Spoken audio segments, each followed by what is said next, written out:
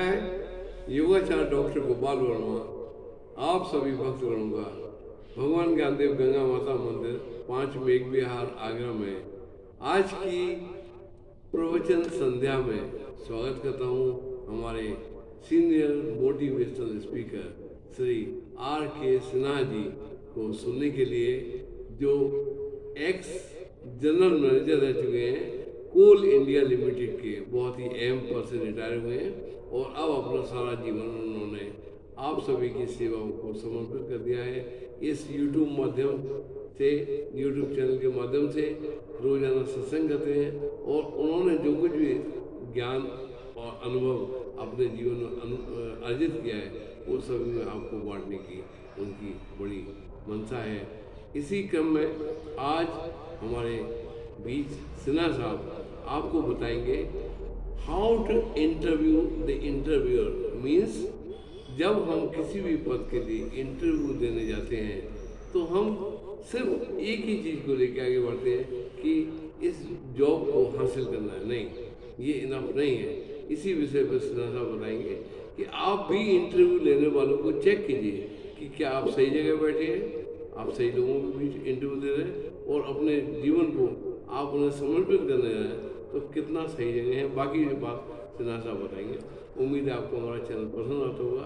आप उसे subscribe, like और शेयर अवश्य कर दीजिए। धन्यवाद। लीजिए सिन्हा साहब को सुनिए, बाकी बात बताइए। धन्यवाद मित्रों। एक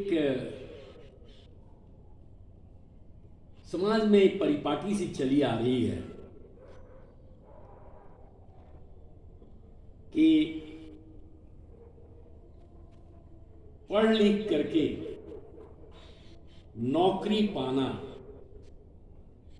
अहम उद्देश्य है। अगर सर्टिफिकेट्स यूनिवर्सिटी के हासिल हो जाएं,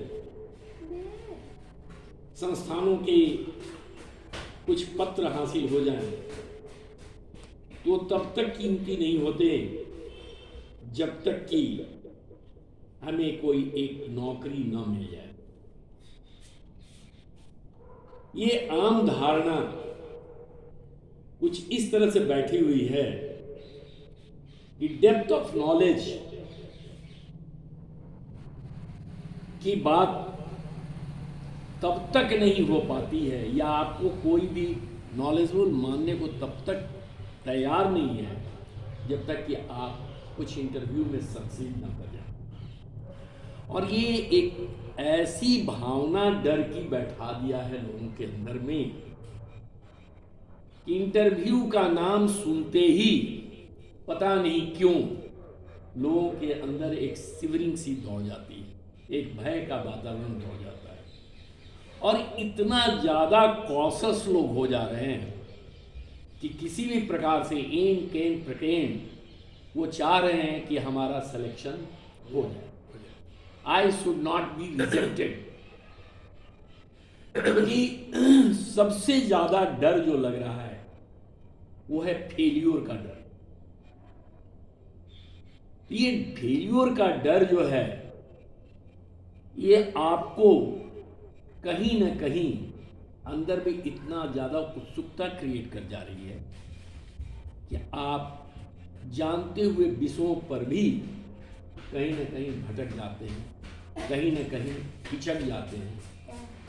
और सबसे बड़ी चीज़ क्या हो जाती है कि आप फाइनली नर्वस होकर के जो कुछ जानते हैं वो भी नहीं बता पाते, वो भी भूल जाते हैं। सबसे पहली तो चीज, किसी भी इंटरव्यू को फेस करने जब आप जा रहे हैं तो दिमाग से ये निकाल दीजिए कि आप केवल पाने की लालसा में जा रहे हैं, आप कुछ हासिल करना जा रहे हैं, या आपकी सफलता बहुत बड़ी अहम मायने रखती है, ये निकाल दीजिए। क्योंकि हर सफलता असफलता के सिर पर ही चढ़ करके नाचती है। अगर आप इस डर को निकाल देंगे तो शायद आपकी पूरी क्षमता का टेस्ट हो सके। दो चीजें यहां पर बहुत अहम है। एक, इंटरव्यूअर जो किसी संस्थान से आ रहा है वो बहुत क्लियर कट एटीट्यूड लेकर के आ रहा है। उसको पूरी अच्छी तरीके से मालूम है कि हमारा कौन सा रिक्त पद किस व्यक्ति विशेष के द्वारा, किन गुणों से सुसज्जित व्यक्ति के द्वारा भरा जाएगा, और वह व्यक्ति उस ऑर्गेनाइजेशन में जाकर के उस ऑर्गेनाइजेशन के प्रति कितना ज़्यादा सफल हो सकता है। क्योंकि कोई भी ऑर्गेनाइजेशन में केवल कार्य क्षमता ही नहीं देखी जाती है, उसकी व्यवहारिक कुशलता, व्यवहारिक ज्ञान भी बहुत महत्वपूर्ण हो जाता है। और सबसे बड़ी चीज है कि उसका आपस का कम्युनिकेशन कैसा है। हमारे स्कूल कॉलेजों में जो तैयारी कराई जाती है, विषय वस्तु को तो लोग पढ़ा देते हैं, बता देते हैं, समझा देते हैं, लेकिन जो अहम मुद्दा है communication skill, presentation skill, personality development, इन सब बातों पर चर्चा शायद ही होती है, या कह सकते हैं कि सभी लोग केवल तोता की तरह आपको राम नाम का पाठ ही पढ़ा रहे। लेकिन अगर आपकी अध्ययनशीलता के साथ साथ अगर आपके अंदर उसे बताने की क्षमता नहीं है तो सारा अध्ययन आपका बेकार। इस पर मैं हमेशा कहता हूं और आज भी मैं रिपीट कर रहा हूं कि there are two types of personality. One is bottle type, another one is glass type. Glass type personality का मतलब है वह पात्र जिसका मुंह खुला हो, मुंह चौड़ा हो, जिसमें कोई भी चीज बहुत आसानी से समाहित हो जाती है और बहुत आसानी से निकल भी जाती है। तो स्किल जो कुछ भी है आपके अंदर, जो कुछ भी आपकी नॉलेज है, वो आप ग्रहण करने में भी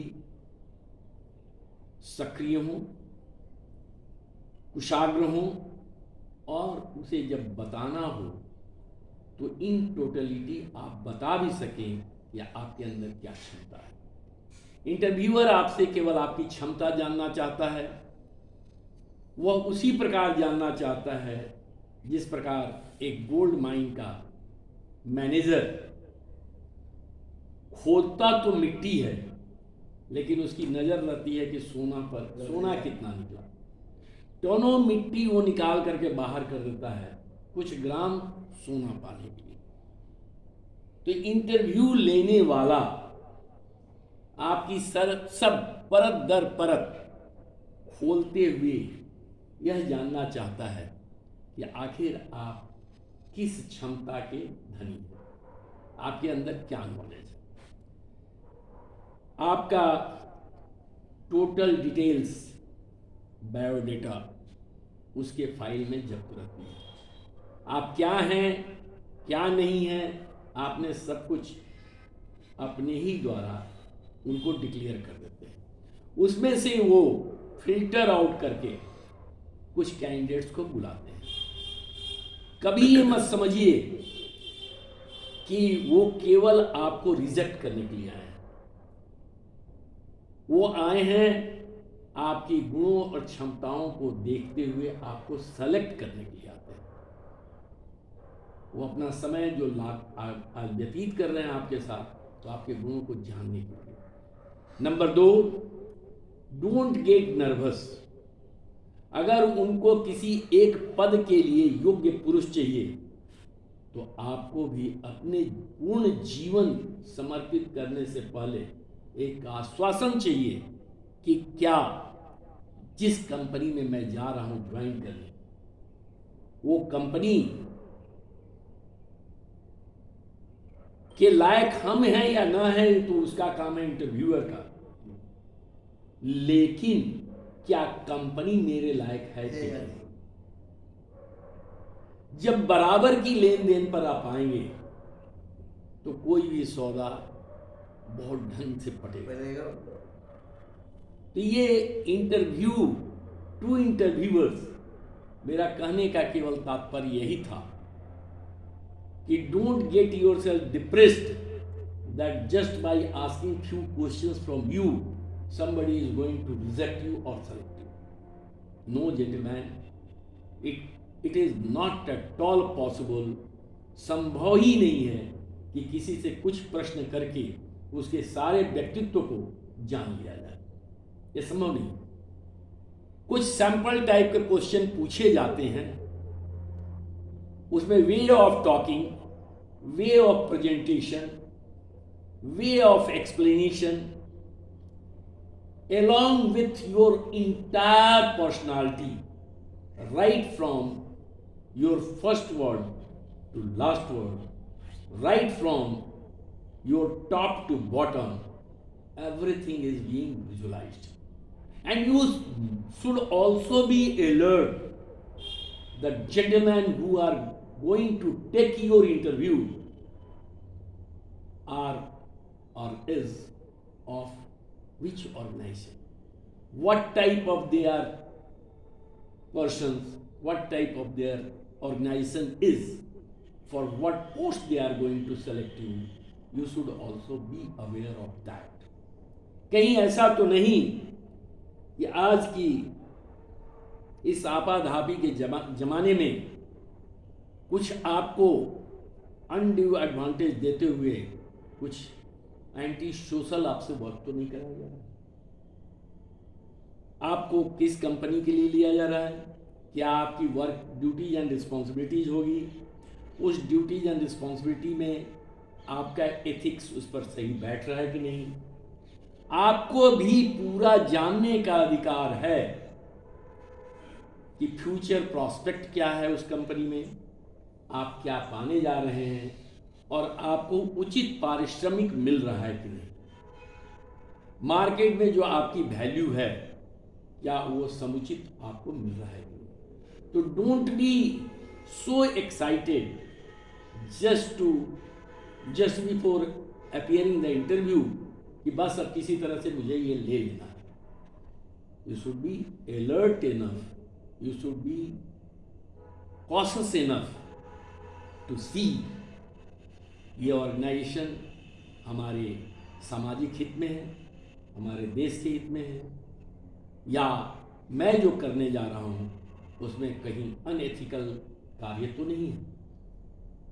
अगर कोई ऑर्गेनाइजेशन मेरी क्षमताओं से ज़्यादा पैसा दे रहा है तो उसके पीछे उसका कहीं बैड इंटेंशन तो नहीं है। इस चीज़ को भी आपको मन ही मन इवैल्यूएट करना है।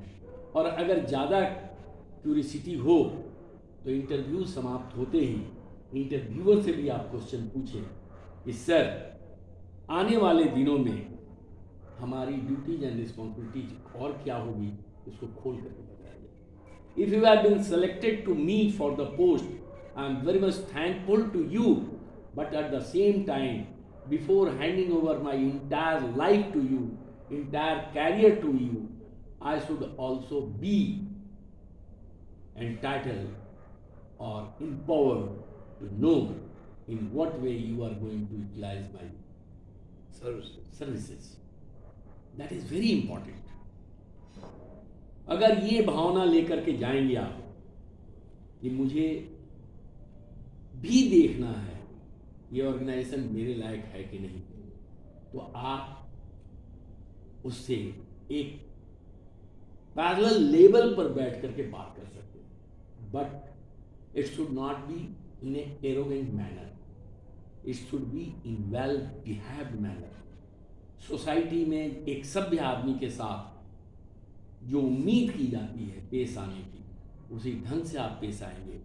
इंटरव्यू बोर्ड में जा करके आप शालीनता के साथ बैठे, जो आपसे पूछा जाए उसको शालीनता से जवाब दें, और शालीनता से ही जब आपकी प्रश्न पूछने वाले प्रश्न पूछ लें तो आप भी पूछें कि सर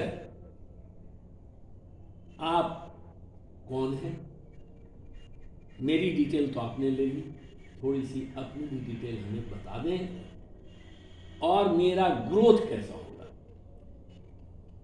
क्योंकि अगर दुनिया में सबसे कीमती चीज है कुछ, तो सबसे कीमती है आपके जीवन का समय। जो जो समय आपकी बीत रही है, जैसे जैसे मिनट, सेकंड, मिनट, घंटा, दिन, प्रतिदिन, ईयर, जो भी गुजर रहा है, ये वापस लौट करके नहीं आ रहा है। तो अगर किसी ऑर्गेनाइजेशन में हम 5 साल दे दिए और 5 साल में पता लगा कि हम पॉजिटिव ग्रोथ की जगह पर निगेटिव ग्रोथ लेके आए, तो ये 5 साल तो फिर कभी किसी पैसा से इक्वेट नहीं किया जा सकता। इसलिए be cautious before handing yourself, before handing your future into their hands, you should also be careful कि इंटरव्यू किस लिए लिया जा रहा है, क्यों लिया जा रहा है, किस पद के लिए है, हम उसके लिए लायक हैं, योग्य हैं, या केवल उनको एक मैन पावर चाहिए था और उस मैन पावर को अपने मर्जी से वो यूटिलाइज करना चाहते हो। सो जेंटलमैन, जहां तक हो सके, जब भी आपको किसी ऑर्गेनाइजेशन के द्वारा इंटरव्यू मिले तो उस ऑर्गेनाइजेशन के बारे में जानने की कोशिश कीजिए।